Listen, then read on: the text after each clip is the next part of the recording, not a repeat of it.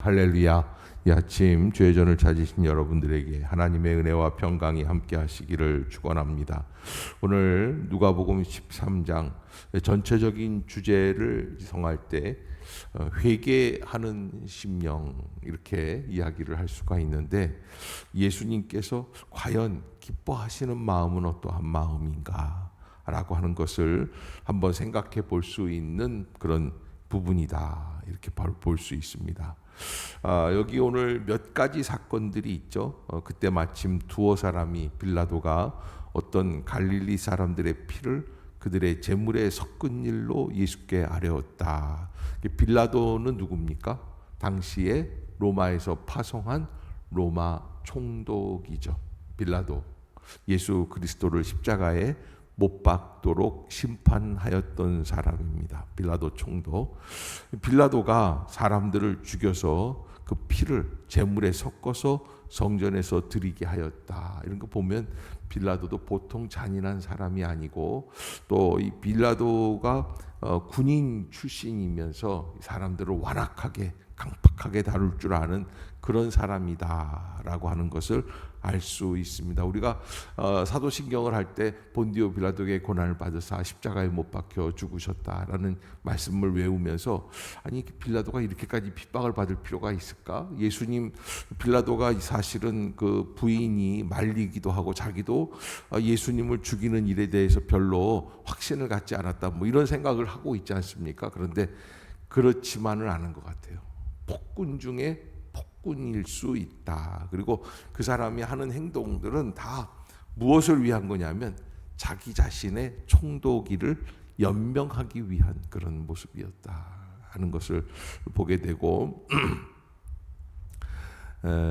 여기 오늘 본문에서 갈릴리 사람들의 피를 제물에 섞어서 드렸다라고 하는 이 사건은 당시 이제 그 AD 한 20몇 년 이렇게 정도에 활동하던 요세푸스라고 하는 역사가가, 유대인 역사가입니다. 그러니까 유대인의 역사를 기록을 해놓는 사람인데, 요세푸스의 역사 기록이 아주 굉장히 유명한 기록이고요. 이 기록에 의하면 빌라도가 두 번 정도, 이렇게 약 한 번은 3,000명을 죽이고 한 번은 10,000명을 죽인 거예요. 말하자면은 오공화국 시대의 광주 사태 학살이랄까, 이런 식으로 사람들의 하나님께 예배하러 올라오는 예루살렘 성전에서 드리는 모든 사람들을 어떻게 한 거냐면 완전히 죽여버린 거예요. 왜? 갈릴리 지역 사람들이 완악하고 강팍하고 반로마적 성향을 갖고 있다 생각을 하고, 이 사람들을 본보기로 해줘야 되겠다, 이렇게 해서 죽여버린 거죠. 학살자예요. 그런데 유대인들은 또 이렇게 생각을 합니다. 그 사람이 왜들 죽었나? 그 사람이 왜 병든 것도 마찬가지예요. 그 사람이 왜 병이 들렸나? 여러분, 우리가 코로나 한참 유행일 때, 시작을 할 때 2019년도 12월 달 말에 중국 그 수찬성입니까? 그 연구소에서부터 이게 시작이 되지 않았습니까? 그때 우리가 뭐라고 그랬어요? 거봐, 중국 놈들 꼭 하는 짓이 저런. 어쩌면 그렇게 구질구질하게 관광 가서 길 가다가 똥 싸는 놈들이 그놈들 아닌가, 이런 식으로 말이죠. 그 사람들을 참 이렇게 하대하면서 생각을 했는데, 나중에 또 알고 보니까 이게 우리나라에서도 발병을 했는데, 어디에서 발병했냐면 신천지 집단에서부터 이제 이게 연결이 된 거예요. 그러니까 또 그거 얼마나 또 욕을 했어요. 근데 그러다가 또 부산의 온천 장로교회라고 하는 교회가 이걸 이제 모임을 갖다가 거기서 저 교회는 우리랑 같은 교단인데 어떻게 저렇게 됐지? 이렇게 시작이 됐는데, 결국에는 이 일이 누구의 일이에요? 다 우리들의 일인 거예요. 남의 일이라고 생각하고 막 야단을 치고 욕을 하고, 예수님이 지금 그 말씀을 하시는 거예요. 너희들 보기에 갈릴리 사람들이 한 3,000명씩 10,000명씩 이렇게 죽은 거, 갈릴리 놈들은 죽어 싹 이렇게 생각할 수 있지만, 그런 게 아니라는 거예요. 그래서 누구를 함부로 그놈들 지금도 뭐 중국에서 지금 뭐 어마어마한 홍수가 난다고 그러면요, 우리 속으로 이렇게 생각하죠. 야, 또 일본에서 지진이 일어난다고 그러니까는 뭐 별의별 얘기들이 그냥 이 풍문으로 나온 얘기들이 너무나 많아요. 허황된 얘기들이. 그러면서 정작 일본에 있는 사람들한테 물어보면 그래요? 별일 없는데요, 여기는요. 그런 인식이에요. 이게 이제 남의 말하는 거에 대해서, 남을 평가하는 일에 대해서 우리가 한번 생각을 해봐야지 돼요. 그래서 이 갈릴리 사람들이 이같이 해받음으로 다른 모든 갈릴리 사람보다 죄가 더 있는 줄 아느냐. 유대인들은 어떻게 생각하냐면 어떠한 해받음이 있을 때는 반드시 하나님의 보복 심판 때문에 그런 일이 있는 것. 그러니까 이 사람들은 조그마한 일들도 다 하나님의 심판이에요. 그렇게 단순하게 이분법적으로 생각하는 거죠. 그래서 하나님이 복을 주시면 뭐든지 다 선하고, 하나님이 심판을 하시면은 아무리 부자라도 다 고난을 받게끔 되고, 이렇게 딱 나누어서 여러분들이 만약에 지금 제가 감기가 걸려가지고서는 좀 기침이 납니다. 그렇게 해서 이제 며칠 갔어요. 그런데 알아 누워서 새벽 기도를 못 나오게 되고 나중에는 병원에 입원을 했다. 그럼 여러분들이 어떻게 생각하냐면 이렇게 생각할 수 있는 분이 있어요. 목사님이 뭐 좀 잘못한 게 있나? 목사님이 기도가 좀 부족하셨나? 목사님이 왜 저렇게 영적으로 무장돼 있지 않지? 이렇게 나중에는 그렇게 생각할 수 있거든요. 근데 그렇게 남을 판단할 때에 우리가 한번 잘 생각해 봐야지 돼요. 그래서 예수님은 말씀하시기를 뭐라고 그러시냐면 3절에 이런 말씀을 하시는 거예요. 시작. 너희에게 이르노니 아니라 너희도 만일, 여기서 참 놀라운 단어 하나를 우리에게 주세요. 회개라고 하는, 메타노이아라고 하는 단어인데, 회개하지 아니하면이라는 단어는 뭘까요? 우리도 똑같은 죄인이라는, 로마서 3장에 모든 사람이 죄를 범하였음에 하나님의 영광에 이를 자가 없다라고 말씀을 하시지 않습니까? 그런 것처럼 우리가 인생을 살면서 남이 허물이 있다고 생각이 되고 두드러지고, 그래서 그 사람이 죄인이라는 얘기가 나오고 이렇게 할 때 그 사람을 판단하고 정죄하는 일에 있어서 우리가 조심해야지 되는 거예요. 그래서 설의 마을인가요? 뭐 가로수길 지나가다가 어떤 그 재벌 아줌마들이 이렇게 차를 타고 벤츠를 타고 쫙 가는데 젊은 여성들이 이렇게 앉아가지고서는 그냥 담배들을 그렇게 피고 있더래요. 그냥 저기 거리에 있는 그 가로수길 거기에는 무슨 카페들이 이렇게 이 로드 카페인가 봐요. 이렇게 쫙 있는데 거기서 그냥 다 여자들이 이렇게 멋있게 아주 예쁜 여성들이 담배를 피고 있으니까는 어머 그냥 저것들 봐라, 뭐 전현들 봐라, 막 이렇게 막 욕을 하는데 저기 뒤에 앉아 있던 사모님이 이렇게 보니까 거기 며느리 될 사람도 앉아 있더래요. 빨리 가자 얘. 그러고서 갔다는. 그게 여러분, 우리가 손가락질하고 있는 사람들 중에 우리 죄도 함께 하고 있다. 그 무슨 얘기냐면 남을 손가락질할 때 나 자신은 보는가 안 보는가를 말씀을 하시는 거예요. 우리도 다 동일한 부족한 사람들이다. 또 한 가지 사건이 있었다는 거예요. 실로암에서 망대가 무너져 치어 죽은 18사람. 망대가 무너지는 사건이 있었나 보죠. 여기 이제 무슨 사건이냐면 이것도 반란 사건이 될 수 있어요. 그래서 올라가서 투항하니까 그걸 밑에서 무너뜨려 가지고서는 이렇게 죽게 하는 그런 사람들, 거기에 18명들이 있었는데 예루살렘에 거한 다른 모든 사람보다 죄가 더 많기 때문에 그들이 그렇게 된 것이 아니다. 그래서 그 5절에 보면 5절 3절이랑 같죠. 시작. 너희에게 이르노니 아니라 너희도 만일, 그래서 뉴스에 나오는 다른 사람들 뭐 마약을 했다든지 무슨 뭐 이혼을 했다든지 무슨 사업이 망했다든지 그런 사람들을 볼 때마다 야, 저건 진짜 죽일 놈이다, 쳐 죽일 놈이다, 뭐 바람을 피웠다라든지 막 그렇게 막 그런 남의 불행이나 남의 아픔에 대해서 입에 거품을 물고 할 얘기가 아니라는 거예요. 다 우리들이 엮어서 사라져가는 그런 우리들의 이야기들이라는 것을 깨달을 수 있어야지 돼요. 그래서 회개에 관한 말씀을 끄집어내시면서 회개라는 것이 어떠한 긴박성이냐, 긴박하다, 그 어떤 거냐. 그러니까 6절에 보면은 한 사람이 포도원에 무화과 나무를 심은 것이 있는데 열매를 구했는데 3년 동안 없었어요. 그러니까 주인이 뭐라고 그러냐면 이 열매를, 이 나무를, 무화과 나무를 다 잘라내라. 열매를 얻지 못했다. 어찌하여 땅만 버리겠느냐. 그러니까 그 청지기가 얘기를 하죠. 포도원 지기가 8절 9절 시작.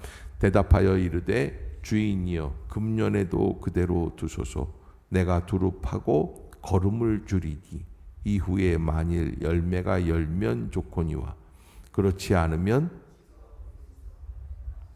그러니까 이제 여러분 우리가 지금 살아남아 있는 이유는 어제까지 돌아가신 분들보다 우리가 의로워서 그런 게 아니라는 거예요.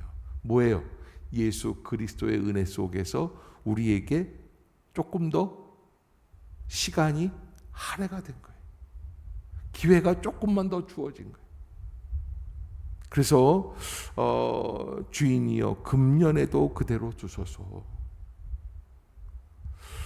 뭐 어느 구역장님이 저한테 와서 목사님 아무개 집사가 아프다는데 내 그럴 줄 알았어요.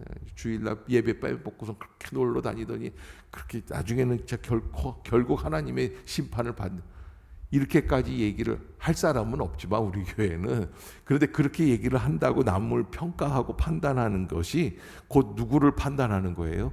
곧 우리를 판단하는 일들이 되는 거예요.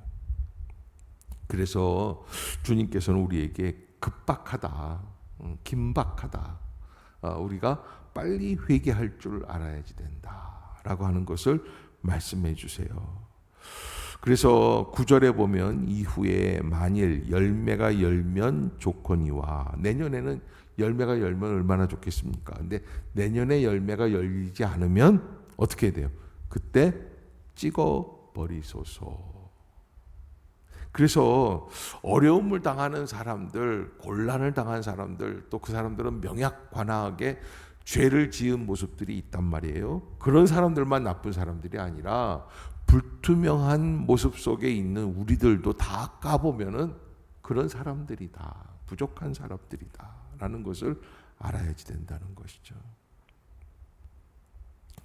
그러면서 이 회당장이라고 하는 사람들, 율법사들, 서기관들이 꼬투리 잡는 건 뭘 꼬투리 잡느냐? 예수님이 회당에서 꼬부라져서 18년 동안 고통당했던 한 여인을 구해 주셨거든요. 그랬더니 왜 하필이면 안식일에 그 일을 하느냐? 근데 이제 율법에도 안식일에 낙이나 이런 동물, 소가 외양간에서 나와가지고 구덩이에 빠지면 그럼 그건 건져주게끔 돼 있어요. 왜냐하면 소나 나귀가 외양간 저기 구덩이에 빠지면 하루 이상을 두면 죽는다네요. 네, 왜 그러는지는 모르겠는데, 그렇기 때문에 그런 일들을 이 결과가 벌어지지 않도록 하기 위해서 그런 소나 나귀는 빨리 건져주게끔 돼 있어요. 예수님이 그 말씀을 하시는 거예요. 그렇게 가서 그렇게 하면서 18해 동안 사탄에게 매임받은 아브라함의 딸을 안식일에 이 매임에서 푸는 게 합당한 거 아니냐, 어떤 관점에서 바라보기 때문에 이렇게 할 수 있느냐라는 거예요. 그러기에 우리가 하나님 앞에서 어떤 모습들을 생각하고 급박한 이 심판 앞에서 깨어 있어야지 된다. 그러면서 하나님의 나라가 무엇과 같으냐? 그래서 겨자씨 하나를 갖다 뭐 또 가루 서말 속에 갖다 넣어 부풀게 한 누룩과 같다. 뭐 이렇게 표현을 하고요. 그러면서 예수님께서 어떻게 해야 하나님 나라에 들어갈 수 있을까? 그런데 이제 24절에 구원을 받는 자격에 대해서 말씀을 하시니까 24절에 이렇게 대답을 하세요. 시작. 좁은 문으로 들어가기를 힘쓰라. 내가 너희에게 이르노니 들어가기를 구하여도 못하는 자가 많으리라. 아멘. 좁은 길이라는 건 뭐예요? 좁은 길. 편안한 길이 아니에요.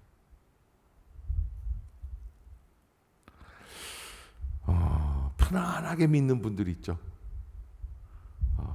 어떤 분이 교회에 가끔 빠지세요. 그래서 자주 빠지시네요. 그러니까 목사님 걱정하지 마세요. 제가 다 알아서 다녀요. 예. 제가 그래도 한 달에 한 번은 꼭 나옵니다. 뭐 이런 분들이 계세요. 예, 가끔 우리 교회도 이제 그런 분들이 가끔 계시는데 그렇게 그러면 저분은 얼마나 편할까? 우린 일주일에 한 번은 나와야 되는데 저분은 한 달에 한 번만 나와도 되니까 말이죠. 근데 이게 편안하게 믿는 방식들 가운데 내로남불이라고 그러죠. 남들이 하면은 잘못된 건데 내가 하면 로맨스다라는 거예요.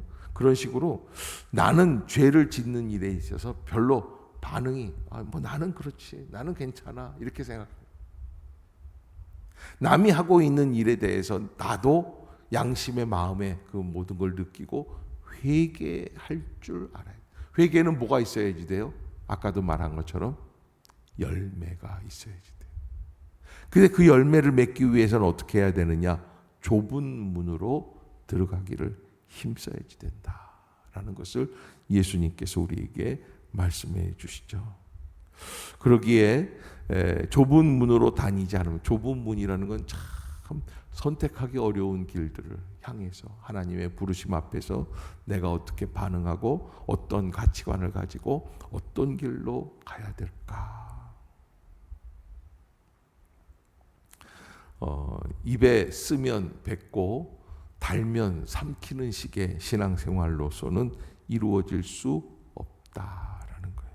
우리는 다 대부분 그렇게 합니다. 그러나 우리가 하나님 앞에서 그렇게 쓰면 뱉고 달면 삼키는 식의 신앙생활 하지 아니하도록 주님 내가 깨어있게 하여 주시옵소서.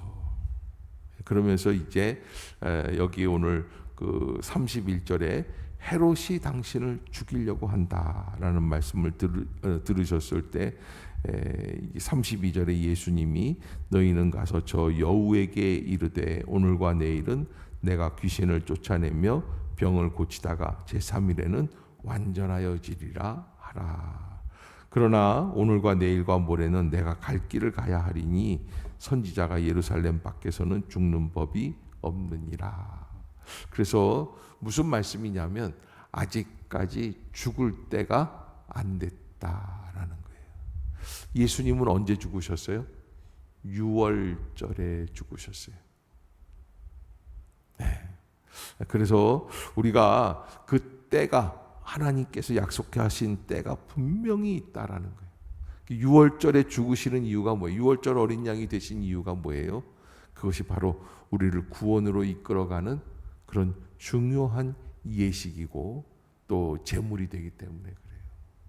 그래서 예수님이 상징적으로 6월절에 죽으신 거예요. 그런 모습들 속에서 예루살렘이 얼마나 허황된 모습 속에 있는 형식적인 종교적 도시인가. 그래서 34절 시작. 예루살렘아 예루살렘아 선지자들을 죽이고 내게 파송된 자들을 돌로 치는 자여 암탉이 제 새끼를 날개 아래 모음같이 내가 너희의 자녀를 모으려고 한 일이 몇 번이냐. 그러나 너희가 원하지 아니하였도다. 보라 너희 집이 황폐하여 버린 바 되리라. 내가 너희에게 이르노니 너희가 주의 이름으로 오시는 이를 찬송하리로다 할 때까지는 아멘. 지금 진정 예루살렘에서 정말로 필요한 것은 뭐예요? 지금 이 땅에 와 계시는 예수 그리스도를 내 마음에 영접하고 받아들이는 건데, 근데 그러지를 못하고 다 그러지를 못합니다. 왜 그럴까요? 못마땅한 거예요. 뭔가 틀린 거예요.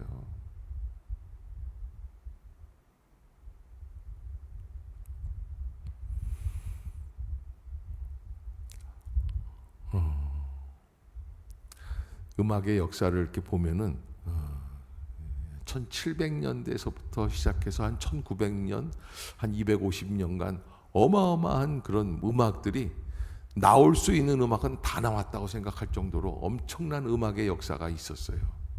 그런데 그 많은 음악가들, 뭐 수백 명, 수천 명이 되겠죠. 그런 음악가들이 이렇게 있는데 그 중에 다 한 사람씩이에요. 그래서 당대에 베토벤도 비판을 받았을까요? 안 받았을까요? 지금은 베토벤을 뭐라 그러냐면 악성이라고 그래요. 음악의 성자라는 거예요. 근데 그 사람도 한 사람의 그냥 음악가로서 고통을 당하고 사람들한테 비판을 받고, 지금 누가 평론가가 베토벤은 이게 잘못됐다 이런 식으로 평가하는 사람이 한 사람도 없어요. 지나고 나니까 그런 거예요. 당대에는 다 그렇게 보이는 거예요. 만만하게 보이는 거죠. 우리가 이제 신앙생활을 할 때 항상 그것을 조심해야지 돼요. 그래서 내 눈앞에서 이루어지고 있는 신앙적인 일들은 내가 볼 때는 정말 만만하게 보이고 아무것도 아닌 것처럼 보이고 내가 함부로 해도 될 것 같고 이런 생각이 들 때가 있어요. 그러나 조심해서 하나님 앞에서 어떤 마음으로 감당해야 되느냐, 회개할 줄 아는 마음으로, 회개하는 마음으로. 내가 정말 부족해요, 주님. 그러지 않으면 지나가고 나면 다 그 모든 게 하나님 앞에서 죄덩어리밖에는 안 되는. 왜? 우리가 죄인이기 때문에. 그 사실을 오늘 예수님께서 우리에게 말씀해 주고 계십니다. 들을 귀 있는 자는 들으라 라는 말씀으로 마치고 싶습니다. 기도하겠습니다.